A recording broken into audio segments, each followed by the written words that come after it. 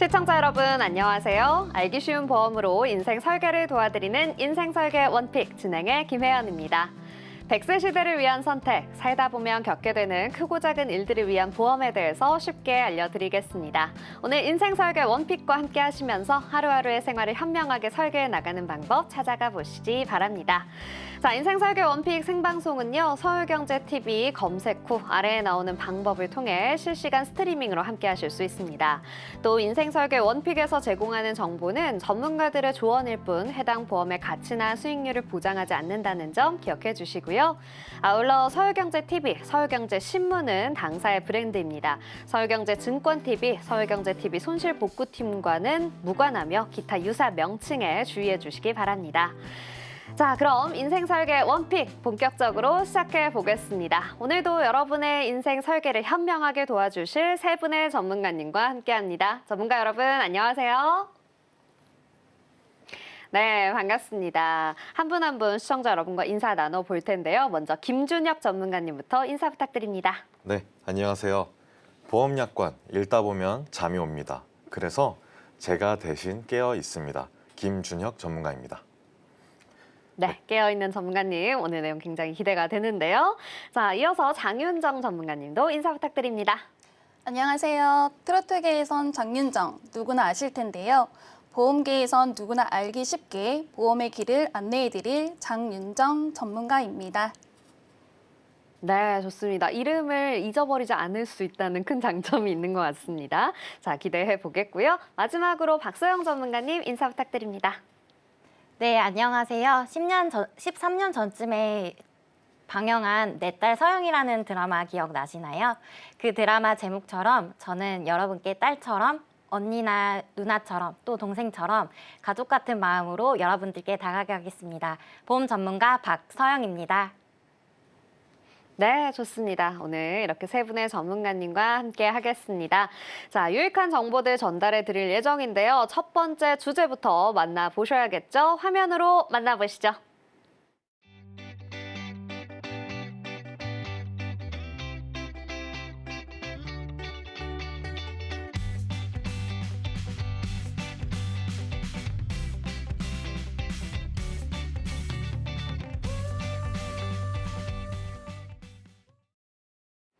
네, 오늘 첫 번째 주제는 바로 갱신형, 비갱신형 보험에 대한 설명입니다. 김준혁 전문가님과 이야기 해볼 건데요. 전문가님, 오늘 이 주제를 선정해 주신 이유는 어디에 있을까요? 네, 본격적으로 이야기를 시작하기에 앞서서 아나운서님께 한 가지 여쭤보고 네. 싶습니다. 우리가 보험을 가입할 때 누구를 위해서 가입하는 것 같으신가요? 일단 저를 위해서 가입하는 게 먼저일 것 같고요. 그리고 또 저 때문에 힘들어할 가족들 때문에 가입하는 게 아닐까요? 맞습니다. 보통 보험은 나 자신을 위해서 가입하기도 하지만 대체로 내 주변 분들, 특히나 가족들을 위해서 가입을 하는 경우가 많이 있습니다. 내가 아파서 돈을 벌 수가 없을 때 병원비가 만약 내 수입이나 내가 모아두었던 저축을 웃돌게 된다면 그 비용 부담은 고스란히 타인에게, 특히 가족에게 전가가 되는 겁니다. 혹은 내가 대출이라도 받아서 그 병원비를 내야 하는 거죠. 그런데 만약에 내가 제대로 가입한 보험이 하나 있다면 그 비용 부담이 타인에게, 가족에게 전가되지 않고 내 선에서 해결될 수 있는 겁니다.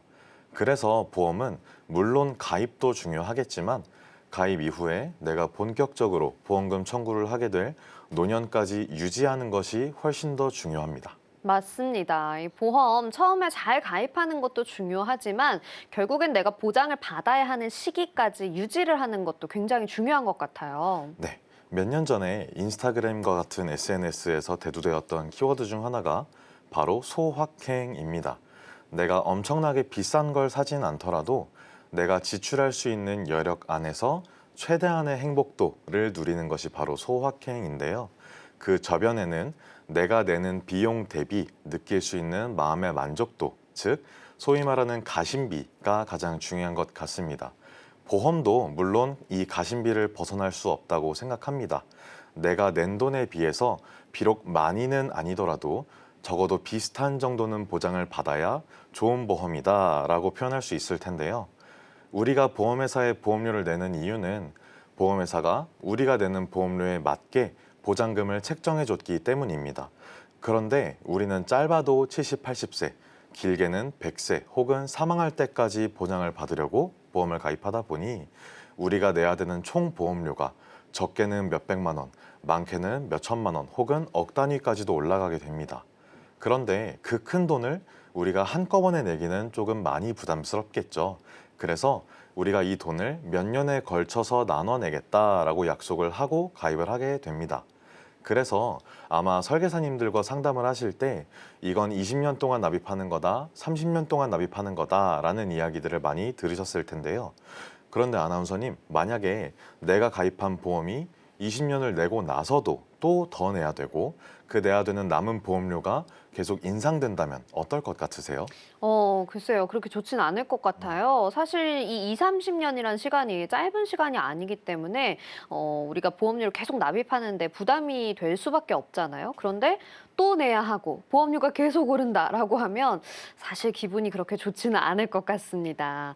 자, 그런데 오늘 전문가님이 소확행이란 이야기를 해주신 만큼 이에 관련된 이야기를 해주실 것 같거든요. 어떤 내용일까요, 전문가님? 네. 어떻게 하면 보험으로 우리가 가심비를 챙길 수 있는지 여기 나오신 다른 전문가님들과 함께 다각도로 설명을 드릴 텐데요. 그 중에서도 저는 첫 시작으로 갱신형, 비갱신형 보험에 대해 설명드리도록 하겠습니다. 먼저 보이시는 것처럼 갱신형 보험은 내가 유지하고 싶을 때까지 보험료를 계속 내야 하고 일정 주기마다 그 보험료가 재산정되는 보험입니다. 예를 들어서 30세 남성이 20년 갱신 100세 만기의 보험을 가입한다라고 했을 때 30세부터 100세까지 남은 70년 내내 보험료를 납입을 하셔야 되고 또 그 보험료가 20년 주기로, 즉 30세부터 시작해서 50세, 70세, 90세가 될 때마다 재산정되는 구조입니다. 아나운서님, 혹시 자동차 보험 가입하신 분들 중에 나 10년 무사고야 하면서 보험료 싸다라고 자랑하시는 분 보신 적 있으실까요? 네, 있습니다. 사고가 한 번도 안 나서 보험료가 오히려 할인됐다라고 이야기하신 분이 있었어요. 네, 자동차 보험은 말씀해 주신 것처럼 사고가 나지 않으면 위험률이 낮다라고 판단되기 때문에 보험회사에서 보험료를 할인을 해주는데요. 그러면 반대로 네. 사람이 가입하는 건강보험은 나이가 들수록 어떻게 될 것 같으세요? 당연히 나이가 들수록 우리가 좀 더 병에 걸릴 확률도 높아지다 보니까 보험료는 좀 비싸지지 않을까 싶은데요. 맞습니다. 우리가 보험회사를 통해서 가입하는 건강보험도 피보험자인 사람의 위험률에 따라서 보험료가 책정이 되는 구조입니다. 그러다 보니 일정 주기마다 보험료가 갱신되는 갱신형 보험의 경우는 나이가 들수록 인상이 되는 건 당연한 이치겠죠. 우리가 만날 수 있는 갱신형 보험 중에 가장 대표적인 게 실손보험입니다. 사실 실손보험은 갱신형밖에는 없기 때문에 가입하신 분들 중에 나 보험료가 너무 많이 올랐습니다 라고 얘기하시는 분들이 참 많은데요. 그 중에서 한 분의 사례를 소개해 드리도록 하겠습니다. 네, 이분은 종합보험에 실손이 포함된 구조로 가입을 하셨습니다. 좌측 상단에 보시면 합계 보험료가 27만 6,990원으로 나오는데요. 아래 보장 내용을 보시면 우측 칸에 갱신 여부에 Y 표시가 되어 있는 4가지 특약이 바로 실손보험입니다. 자, 이 실손특약 4가지의 보험료만 더해봐도 20만 697원이 됩니다. 쉽게 말해서 약 27만 원의 보험 중에 실손만 해도 20만 원 정도가 되는 거죠. 이 표가 작년 2024년에 조회를 한 거니까 가입하셨을 때에 비해서 10만 원으로 시작했던 이 보험이 약 17만 원 정도가 되었다라고 보시면 됩니다. 방금 사례에서 말씀드렸듯 갱신형 보험은 초회 보험료는 매우 저렴하다라는 장점이 있습니다. 젊으신 분들이 만약에 갱신형으로 암보험을 가입을 하게 될 경우 진단비를 몇 천만 원을 가입을 하더라도 보험료가 10,000원이 채 되지 않는 사례들이 종종 있는데요. 그에 비해 단점은 앞서 말씀드린 것처럼 내가 내야 되는 보험료는 계속 인상이 되고 또 내가 은퇴 시기가 다가와서 보험료 납입이 부담스러운데도 불구하고 그 보험료를 계속 인상되는 구조로 맞닥뜨려야 된다라는 단점이 있습니다. 네, 그렇군요.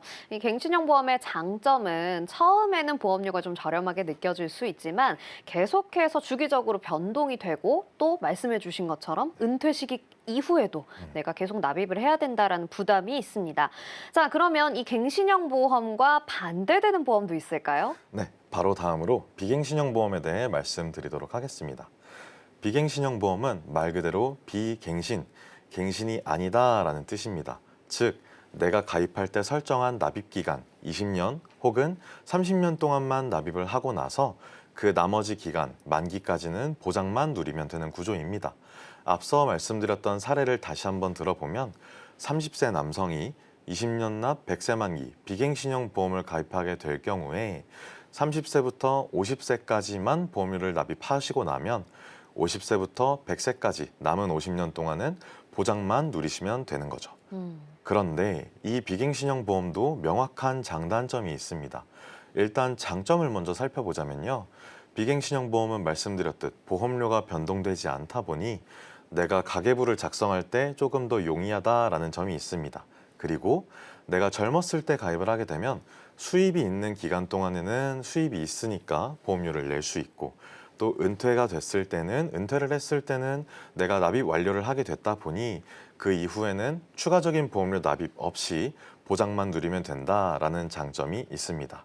그런데 그에 비해 단점은 전 기간에 걸쳐서 보험료를 내야 된다라고 말씀드렸던 갱신형 보험에 비했을 때 비교적 짧은 20년, 30년 동안에만 나눠서 내는 거다 보니 보험료가 비교적 높게 책정이 된다라는 단점이 있습니다. 그렇군요. 이 비갱신형 보험은 처음엔 좀 보험료가 높게 느껴진다라는 단점이 있을 수 있지만 변동이 없다. 그리고 납입 기간이 끝나면 더 이상 납입을 하지 않고 보장만 받아도 된다라는 게 큰 장점인 것 같습니다.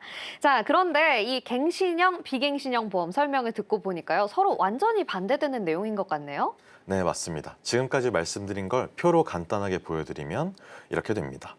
갱신형 보험은 초에 보험료는 저렴하지만 이후에 보험료가 변동될 수 있다라는 것이고 그와 반대로 비갱신형 보험은 초에 보험료는 비교적 높게 책정이 되지만 이후에 보험료 변동의 위험은 없다라고 말씀드릴 수 있습니다. 네, 이 전문가님 설명을 듣고 보니까 갱신형과 비갱신형이 어떤 건지 그 개념이 조금 잡히는 것 같습니다. 자, 그렇다면 전문가님 이 두 가지의 보험을 좀 명확하게 비교해서 설명해 주실 수도 있을까요? 네, 지금까지 갱신형, 비갱신형 보험이 간단하게 어떤 것인지 그리고 각각의 장단점이 무엇인지를 설명드렸었는데요. 이번에는 우리가 내야 하는 보험료로 직접 비교하실 수 있게 표를 하나 준비해 왔습니다. 30세에 동일한 보장으로 80세 만기 보험에 가입할 경우 한쪽은 갱신형, 한쪽은 비갱신형으로 가입 제한서를 만들었을 때 그 안에 있는 내용을 바탕으로 만든 표입니다.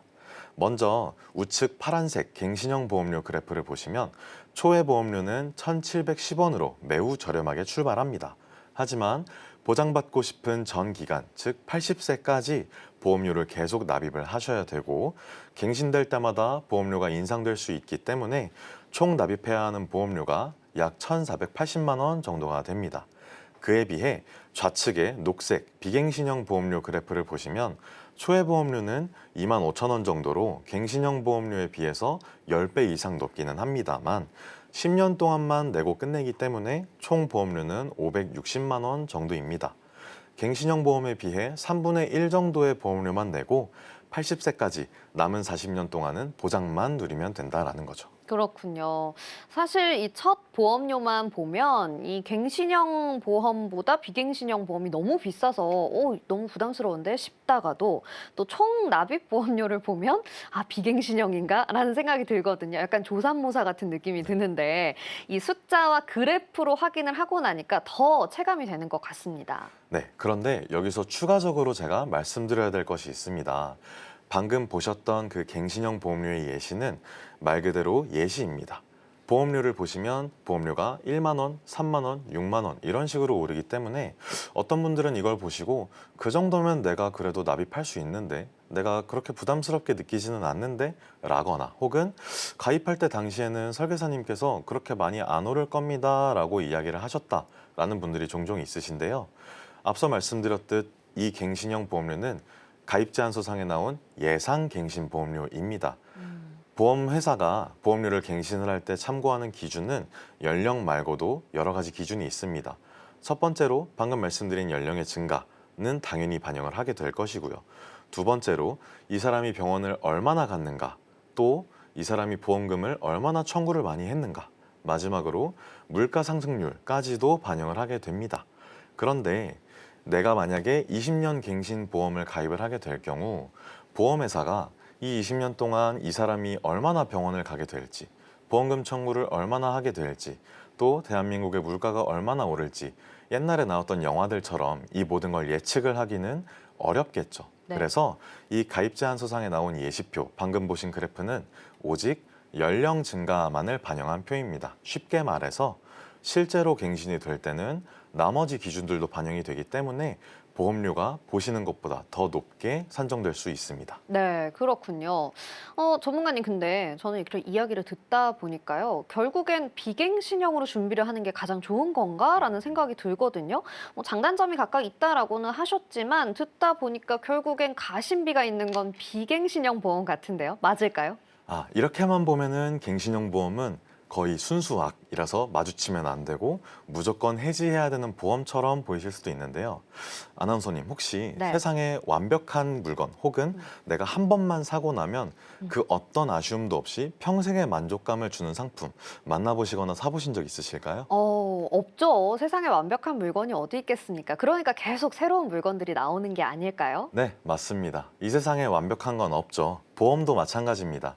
이렇게 단점이 많아 보이는 갱신형 보험도 잘만 활용하고 목적에 맞게 활용한다면 그 어떤 보험보다 오히려 더 필요한 보험이 될 수 있습니다. 앞서 말씀드렸듯이 세상에 완벽한 보험은 없다라고 말씀을 드렸는데 이걸 바꿔 말하면 갱신형 보험도 명확한 장점이 있다라고 말씀드릴 수 있고요. 이 갱신형 보험도 결국에는 분명 수요가 있고 필요한 상품이기 때문에 만들어지고 판매가 되는 상품이고 분명히 활용할 수 있는 방법이 있습니다. 네, 그렇군요.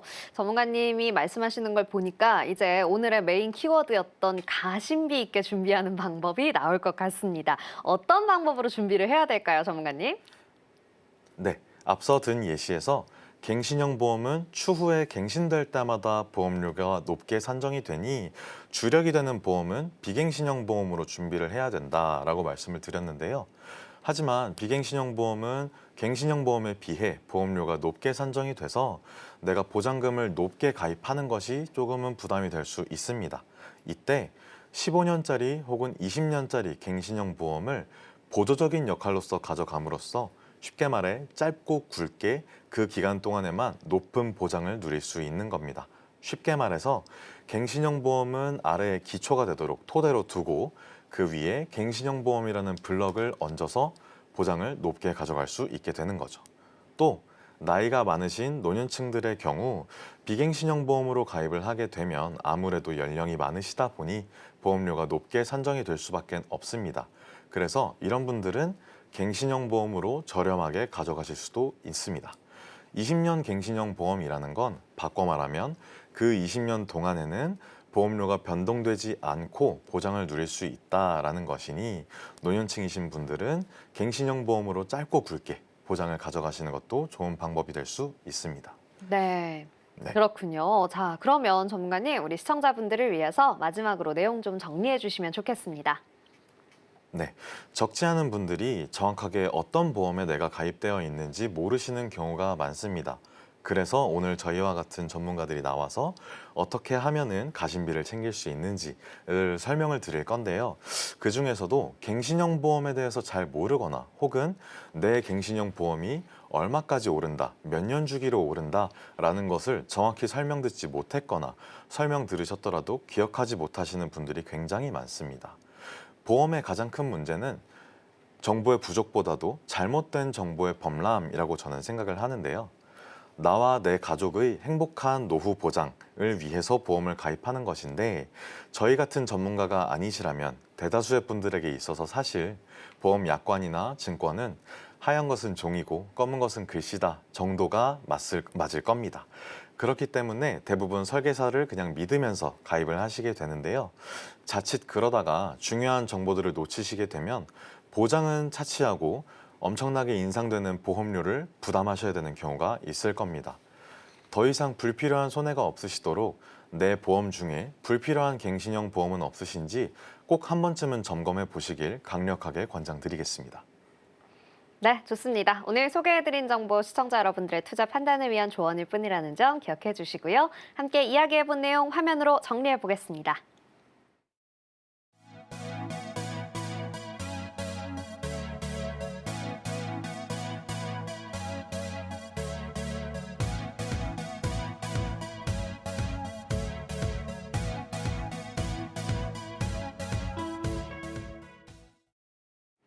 네, 좋습니다.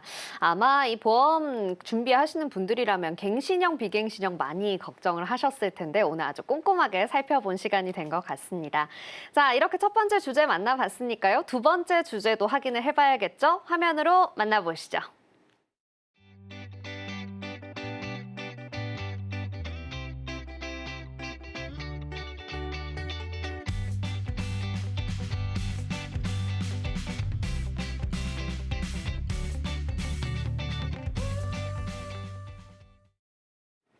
네, 두 번째 주제는 2대 혈관 질환 보험입니다. 장윤정 전문가님과 이야기해 볼 건데요.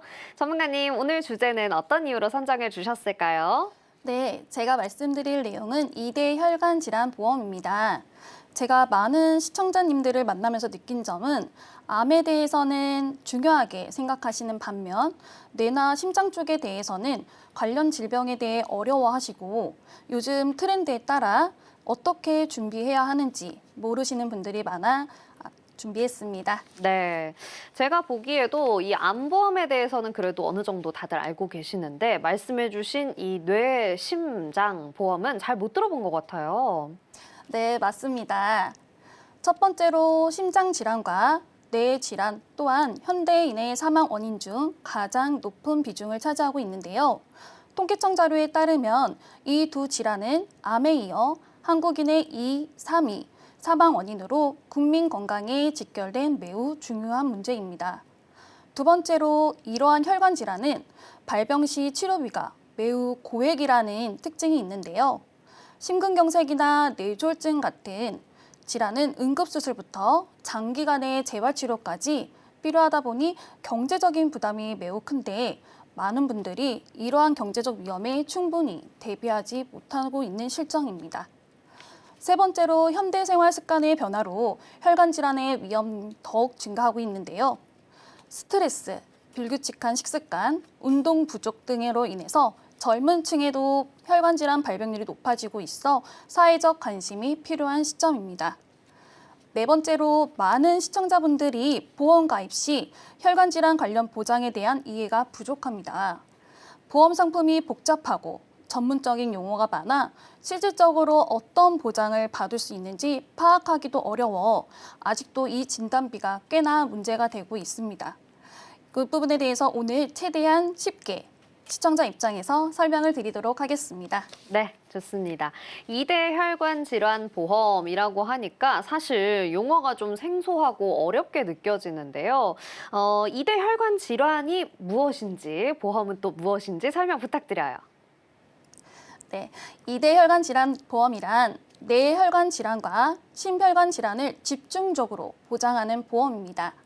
자료를 보시면 뇌혈관 질환의 종류에는 뇌출혈이 발생하는 경우 뇌출혈이 9.3%를 차지하고 있고 전체의 50%를 차지하고 있는 흔히 중풍이라고도 불리우는 뇌졸중, 그리고 뇌에 발생하는 모든 질병을 총칭하는 뇌혈관 질환으로 구분할 수 있습니다. 뇌로 가는 혈관이 막히거나 터지면서 발생하는데 신체 마비, 언어 장애, 심각한 휴유장애증 부분을 남길 수 있어 치료가 빠르게 이루어져야 합니다. 또 심장질환의 질병으로는 대표적인 허혈성 범위인 협심증이 전체 심장의 50%를 차지하고 있고 급성 심근경색이 9%를 차지하고 있는데요. 그 외에도 허혈성 진단비에서 보장이 안 되는 부정맥, 심부전증, 심장판막 질환 등이 있습니다. 특히 심근경색은 심장 근육으로 가는 혈류가 막혀서 발생하는 질환으로 심한 경우 갑작스런 심정지로도 이어질 수 있습니다. 즉, 이 질환은 내 삶에 대해 정리할 틈을 주지 않는데 단순히 병원비만 문제가 되는 것이 아니라 오랜 시간 재활이나 치료비가 들고 경제활동을 못하게 되므로 소득이 단절되기 때문에 가계 경제를 위협하는 이 두 질환에 대해서도 꼼꼼하게 보장을 챙겨가셔야 합니다. 네, 그렇군요. 이 혈관이 막힌다 이런 이야기를 들으니까 정말 무서운데요. 이런 혈관 질환들 대체 왜 발생을 하는 건가요? 네, 지금부터 알기 쉽게 설명드리도록 하겠습니다. 우리 집에 방충망이나 냉장고 위를 보시면 우리가 인지하지 못하는 사이 긴 세월 동안 조금씩 먼지가 쌓여서 뿌옇게 되죠. 우리 혈관 속도 마찬가지입니다. 콜레스테롤, 소리 없는 살인자라고 하죠. 이것이 혈관에 쌓여서 혈관이 좁아지거나 막히면 혈전, 즉 피떡이라고도 합니다. 이 혈전이 혈관을 막게 되는데 사실 우리 몸의 혈관 어디에든 생길 수가 있고 혈관이 좁아짐에 따라 다양한 질환으로 나타나는데 뇌혈관에 발생하면 뇌졸중, 심장의 관상동맥에 발생하면 심근경색증과 협심증, 팔다리 말초혈관에 발생하면 말초혈관 질환 등으로 나타납니다. 이 혈관의 건강 상태를 결정하는 주요 요인이 바로 고혈압, 당뇨, 고지혈증, 비만, 흡연 등이 있는데 나이와 상관없이 비만, 신체활동 부족, 짜게 먹는 잘못된 식습관으로 인해 젊은 세대 분들도 이대 혈관 질환 발병률이 높아지고 있고 오히려 나이가 많은 환자에 비해 급성 심근경색 등 심장 뇌혈관 질환이 더 잘 생기고 있어 중요한 건강 문제로 떠오르고 있는데요. 과거에는 중장년, 노년층의 질환으로 생각했지만 이제는 시대가 변했습니다. 네, 그렇군요. 이 젊은 층에도 발생을 한다라고 하니까 더욱더 좀 무서운 것 같은데요. 그렇다면 이런 이대 혈관 질환 보험으로 우리가 어떻게 좀 대비할 수 있을까요? 먼저 보험으로는 진단비와 수술비 보장을 종합적으로 살펴보는 것이 중요합니다. 여기서 보장 범위 또한 꼼꼼히 확인하는 것이 중요한데요. 우리나라는 건강보험이 좋아서 2년에 한 번씩은 검진하시죠. 네. 보험을 가입하기 위해서는 여러 가지 제한 사항이 있는데 무언가 진단을 받고 약을 복용하기 시작하면 보험 가입에 제한이 생겨버립니다. 어떤 보험이든 그렇지만 치료 전에 보험을 가입하는 게 가장 좋다는 건 알고 계실 텐데요. 보험사는 리스크가 있는 상황을 제한하기 때문이죠. 그런데 이때 건강검진을 받고 나도 모르게 고혈압, 당뇨, 고지혈약 30일 이상 처방받아 젊으신 분들도 건강하신 분들도 아픈 사람들이 가입하는 유병자 보험으로 가입해야 되는 경우가 있어 참 안타깝습니다.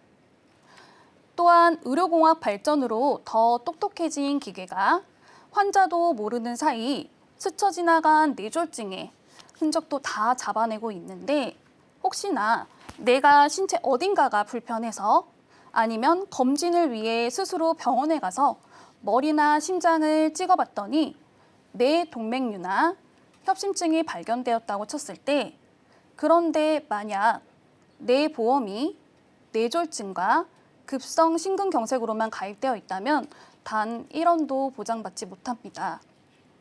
그렇다면 내가 구급차를 타고 가서 발견이 되는 질환과 내가 두 발로 걸어 들어가서 찍어보고 발견이 되는 질환, 어느 질환에 우선적으로 보험 대비를 하고 싶으세요? 글쎄요. 일단 치명적인 질환은 당연히 좀 준비를 해야 할 것 같고 말씀해 주신 것처럼 이렇게 좀 가볍지만 조기에 발견할 수 있는 것들도 저는 좀 미리미리 대비를 하고 싶거든요. 제가 듣기로는 이 주요 치료비라는 게 있다고 들었는데 이거에 대해서도 좀 설명해 주시면 좋겠습니다. 네, 저도 같은 생각인데요. 보험을 왜 준비하시죠?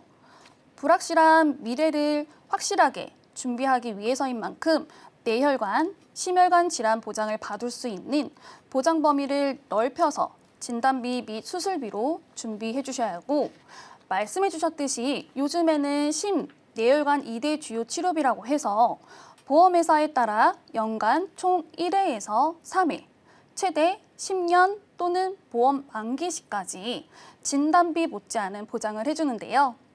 치료비가 가성비 우수하게 나와 뇌, 심과 같은 관련된 스텐트 삽입술이나 관상동맥 우회술과 같은 수술, 혈전용해, 혈전 제거, 중환자실 입원 외에 일반 병원부터 상급 병원까지 최근에는 또 약물 및 주사 치료비까지 폭넓게 장기간 유리하게 받으실 수 있습니다. 회사별로 상이하긴 하지만 대략적으로는 50대 기준 고혈압, 당뇨약 등 복용하시는 분들이 가입하는 상품으로 봤을 때 남성은 대략 3만 원대, 여성은 대략 1만 원 기준으로 이 보험료면 충분히 준비하실 수 있습니다. 암은 5년까지 산정특례 혜택을 받을 수 있지만 뇌, 심장 같은 경우에는 비교적 짧은 30일까지만 보장이 가능하여 장기간 치료를 받게 된다면 많은 치료비가 발생할 수 있기 때문에 2대 주요 치료비도 눈여겨보시면 좋겠습니다. 또한 시대가 흐르면서 의료 환경은 나날이 발전하고 보험 또한 그에 맞춰 진화하고 거듭하고 있습니다. 네, 그렇습니다. 자, 암보험에 대해서 굉장히 꼼꼼하게 이야기를 해주셨는데 마지막으로 우리 시청자분들을 위해서 주의점 좀 짚어주시면 좋겠습니다. 네, 먼저 건강검진 전 뇌혈관, 심장 질환에 대한 보장 범위를 꼼꼼히 확인하는 것이 중요합니다. 2대 혈관 질환이라고 하지만 보험사마다 정해야 하는 질환의 범위가 다를 수 있기 때문입니다. 심근경색, 협심증과 같은 심장 질환과 뇌졸중, 뇌동맥류 같은 뇌혈관 질환이 모두 보장되는지 확인하셔야 합니다. 또한 경증부터 중증까지 단계별 보장이 되는지도 살펴보셔야 합니다. 일부 보험은 중증 질환만 보장하는 경우가 있어 초기 발견 시에는 보장받지 못하실 수 있습니다. 두 번째로 비용이 많이 드는 질병이니 진단비와 더불어 치료비까지 구분되어 보장되는지 확인하시기 바라겠습니다. 혈관 질환은 진단만으로 끝나지 않고 수술이 필요한 경우가 많은데요. 진단비와 별도로 수술비가 보장되는지, 재발했을 때도 보장받을 수 있는지 확인하셔야 합니다. 특히 혈관 질환은 한 번 발생하면 장기적인 치료가 필요한 경우가 많으므로 지속적인 관리에 대한 보장도 확인하시기 바라겠습니다. 세 번째로 가족력, 고혈압이 있다고 하시면 저 같은 경우에는 조금 더 미리미리 준비해 놓는 것을 추천드리도록 하겠습니다. 병원 문턱이 낮아졌기 때문에 나와 현재 상황과 가족력에 맞춰 충분히 이런 부분들을 미리 확인하고 가입하신다면 정작 필요할 때 충분한 보장을 받으실 수 있을 겁니다. 지금까지는 나와 내 가족이 일이 아니라고 생각해서 또는 귀찮아서 밀어놓으셨거나 신경 쓰지 않으셨던 분들도 오늘 방송을 보시고 단 한 분이라도 더 많은 분이 2대 질환도 든든히 준비해 놓아야겠다고 생각하게 되신다면 정말 뿌듯하고 기쁠 것 같습니다. 감사합니다. 네, 오늘 소개해드린 정보는 시청자 여러분들의 투자 판단을 위한 조언일 뿐이라는 점 기억해 주시고요. 함께 이야기해본 내용 화면으로 정리해 보겠습니다.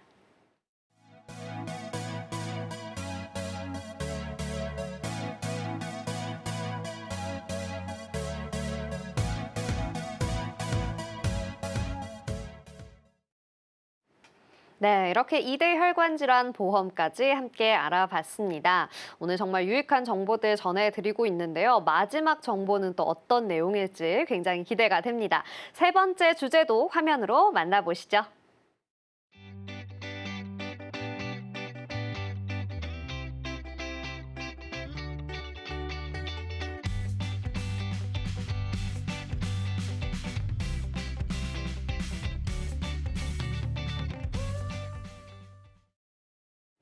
네, 마지막 주제는 바로 암보험입니다. 우리 사망률 1위라고 하는 암보험이죠. 준비를 굉장히 잘 해야 할 것 같은데요. 오늘 박서영 전문가님과 이야기해 보겠습니다.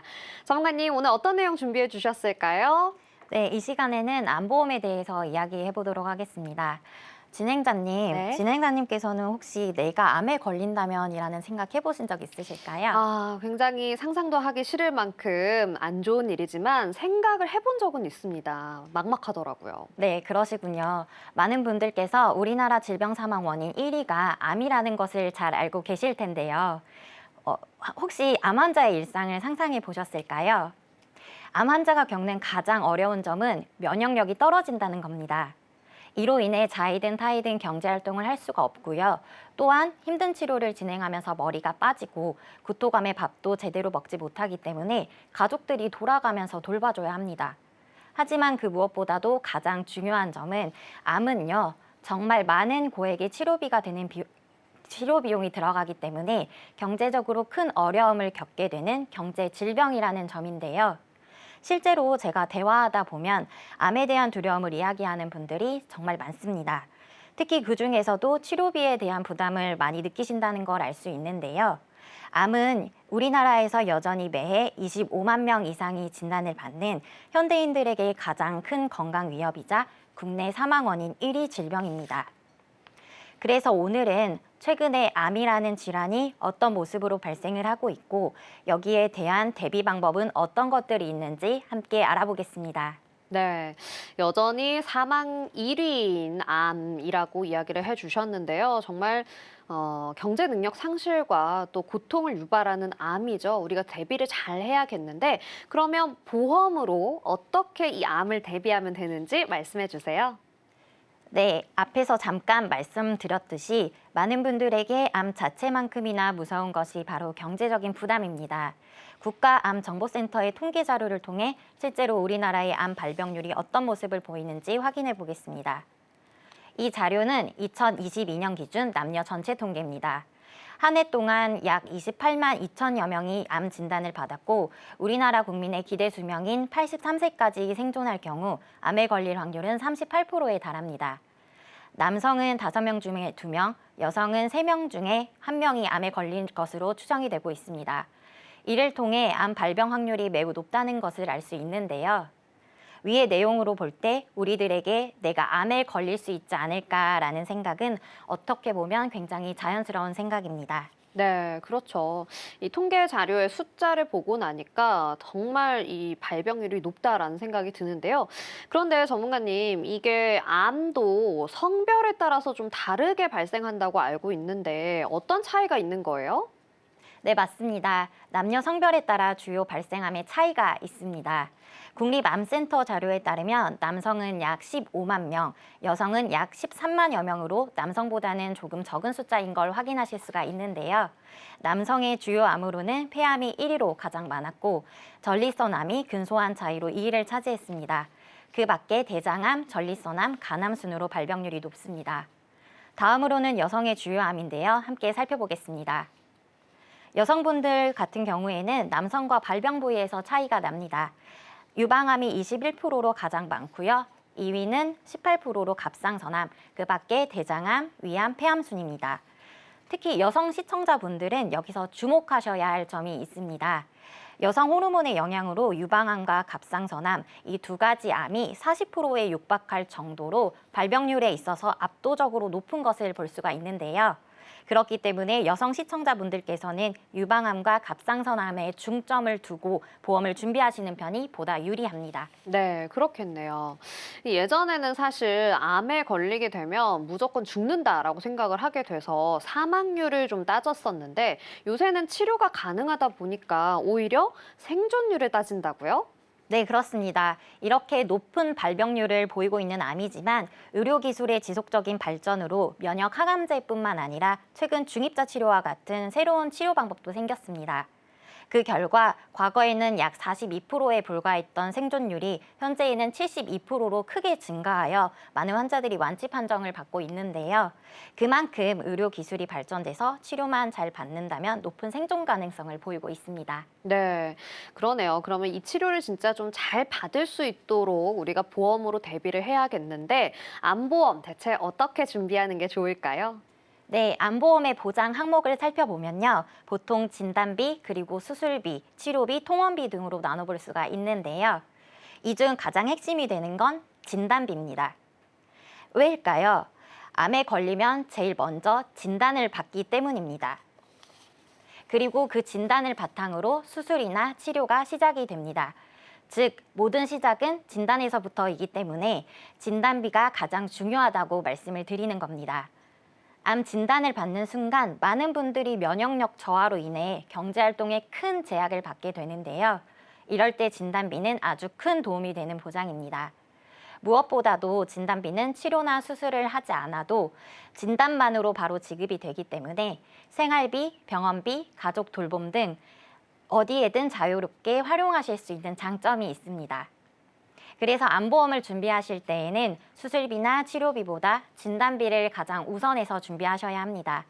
진단비는 단순한 보험금이 아니라 암이라는 위기 상황에서 우리의 삶을 지켜주는 든든한 방패가 돼줄 수 있습니다. 네, 좋습니다. 그런데요, 전문가님, 사실 우리가 보험을 가입할 때 암보험뿐만 아니라 어떤 보험이건 내가 가입한 금액만큼 보장을 좀 받을 수 있는 거잖아요. 그러면 대체 이 암 진단비 얼만큼 준비를 하는 게 좋을까요? 네, 정말 좋은 질문입니다. 국립암센터에서 통계를 통해 실제 암 치료 비용을 함께 살펴보겠습니다. 먼저 간암이 가장 많은 비용이 드는 암으로 무려 약 6,600만 원의 치료 비용이 발생합니다.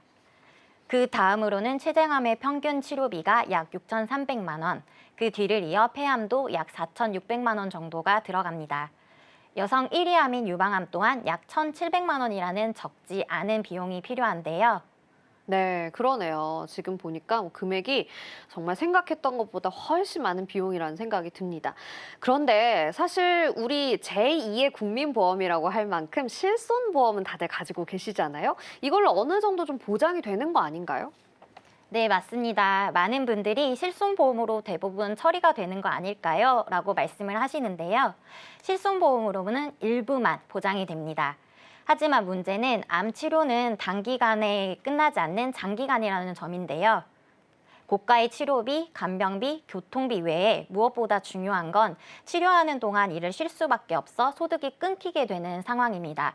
즉, 생활비가 필요할 때 진단 즉시 받는 암 진단비는 가장 빠르고 현실적인 해결책이 될 수 있습니다. 네, 그러네요. 당장 이 암 진단을 받아서 일을 못하게 되면 결국에는 우리가 이 보험금으로 생활비를 대비할 수 있는 돈이라고 볼 수 있겠네요. 네, 맞습니다. 그래서 일반적으로는 5천만 원에서 1억 원 정도를 준비하라고 권장을 하지만 여기서 중요한 점이 있습니다.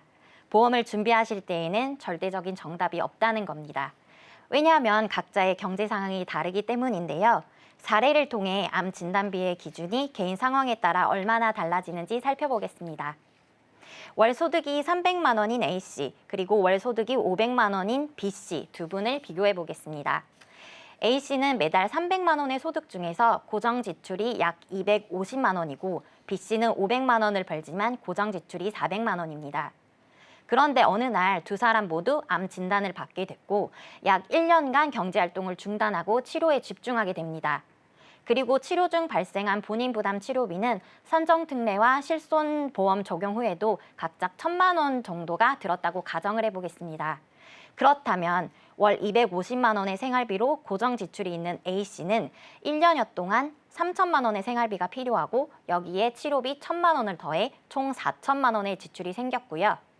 B씨는 월 400만 원의 생활비 지출로 1년여 동안 4,800만 원의 고정 지출이 발생하게 되고 여기에 치료비 1,000만 원, 총 5천만 원이 필요합니다. 네, 그러네요. A씨, B씨를 이렇게 비교를 해보니까 소득이 높다고 해서 무조건 여유로운 건 아닌 것 같아요. 네, 정확히 보셨습니다. 두 사람 모두 암보험으로 진단비 4천만 원을 준비했지만 A씨는 필요한 금액과 진단금이 딱 맞아 떨어져서 생활비와 치료비 모두 문제없이 감당할 수 있었지만 B씨는 생활비와 치료비를 충당하기엔 1,800만 원이 부족한 상황입니다. 결국 소득 수준이 높아도 지출이 크다면 그에 맞는 진단비 설정이 필요하다는 겁니다. 네, 이게 정말 중요한 포인트인 것 같습니다. 각자의 상황에 따라서 준비를 꼼꼼하게 해야겠다라는 생각이 드는데 그러면 이 암보험 준비할 때 진단비 금액의 크기 말고 또 고려할 부분이 있을까요? 네, 함께 고려해야 할 중요한 요소는 바로 앞서 김준혁 전문가님이 설명해 주셨던 갱신형과 비갱신형 보험의 차이입니다. 이 두 가지 유형은 보험료, 납입기간, 그리고 보장기간에서 큰 차이를 보이기 때문에 자신의 경제적 여건과 보험 목적에 따라 신중하게 선택하는 것이 정말 중요한데요. 왜냐하면 우리는 언제 어떤 암에 걸릴지, 얼마나 치료가 필요할지 전혀 예측을 할 수 없기 때문입니다. 네, 우리가 앞에서 김준혁 전문가님과 이 갱신형, 비갱신형 보험에 대해서 이야기를 굉장히 꼼꼼히 해봤는데 암보험에서도 이것이 좀 중요하다라는 말씀이시네요. 자, 그러면 그 장단점 확실하게 느낄 수 있도록 좀 이야기해 주시죠. 네, 예를 들어 다음 표를 같이 살펴보도록 하겠습니다. 40세 사무직 남성이 100세 만기 순수 보장형 암보험에 가입을 했다고 가정해 보겠습니다. 진단비는 5천만 원으로 동일합니다. 먼저 10년 갱신형 보험으로 가입을 하면 초기 월 보험료는 18,500원입니다. 반면에 20년 납입의 비갱신형 보험으로 가입을 했다면 초기 보험료는 월 71,150원이죠. 월 납입 보험료 차이가 꽤 나는 것을 보실 수가 있는데요. 그럼 장기적으로 보면 어떤 차이가 생길까요? 100세까지 유지를 가정하고 총 납입 보험료만 살펴봤을 때 갱신형 보험은 보험료가 계속 오르면서 총 약 1억 3,800만 원이 납입하게 되고요. 비갱신형 보험은 총 약 1,700만 원 정도만 납입하게 됩니다. 여기서 포인트는 우리가 언제 암에 걸리게 될지 알 수 없다는 점입니다. 예로 80세에 암 진단을 받았을 때와 50세에 암 진단을 받았을 때를 비교해 보겠습니다. 갱신형 보험은 그때까지 낸 보험료가 4천만 원이 넘고 비갱신형 보험은 1,700만 원만 납입한 상태입니다. 그런데 50세에 암 진단을 받았다면요. 갱신형은 그때까지 낸 금액이 220만 원, 비갱신형은 853만 8천 원이 됩니다.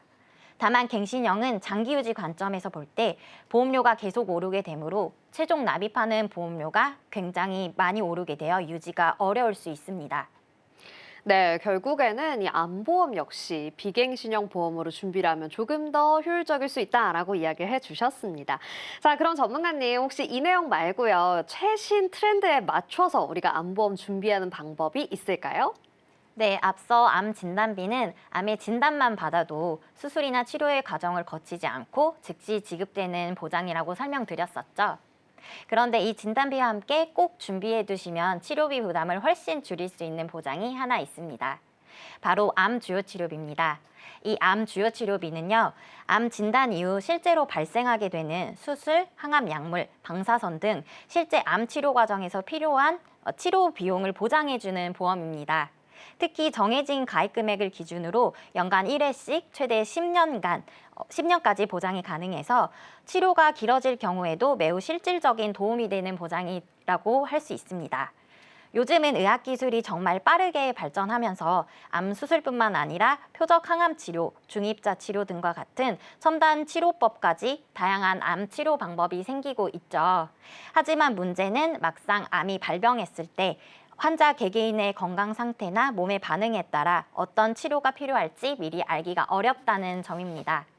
과거에는 이 모든 치료에 각각 따로 가입을 해야지만 보장을 받을 수 있었다면 이제는 이렇게 다양한 치료법을 한 번에 보장해주는 암 주요 치료비 보험이 생긴 거죠. 한마디로 하나로 묶어 쉽고 간편하게 준비할 수 있는 실속형 보장이라고 할 수 있습니다. 네, 좋습니다. 이렇게 꼼꼼하게 이야기를 해주셨는데 마지막으로 오늘 암보험 내용 정리 부탁드립니다. 네, 암의 첫 진단 연령이 점차 높아지고 있는 가운데 암은 여전히 발병률이 높고 우리나라 사망 원인 1위를 차지하고 있습니다. 치료비 부담이 큰 암은 단순한 질병을 넘어 중대한 건강 문제이자 경제적 부담을 초래하는 질환으로 여겨지고 있습니다. 때문에 암보험을 통해 치료비 부담을 줄이고 고령화 사회에서 발생할 수 있는 다양한 위험에 대비할 수 있어야 비로소 잘 가입한 암보험이라고 할 수 있겠죠. 모든 선택의 정답은 결국 각 개인에게 달려 있습니다. 하지만 다양한 통계와 정보를 스스로 분석해 최적의 선택을 내리는 일은 결코 쉬운 일이 아닙니다. 이럴 때는 전문가의 도움이 꼭 필요한데요. 보험 선택에 대해 고민이 되신다면 언제든지 도움드리겠습니다. 지금까지 보험 전문가 박서영이었습니다. 감사합니다. 네, 오늘 소개해드린 정보 시청자 여러분들의 투자 판단을 위한 조언일 뿐이라는 점 기억해 주시고요. 화면으로 내용 정리해 보겠습니다.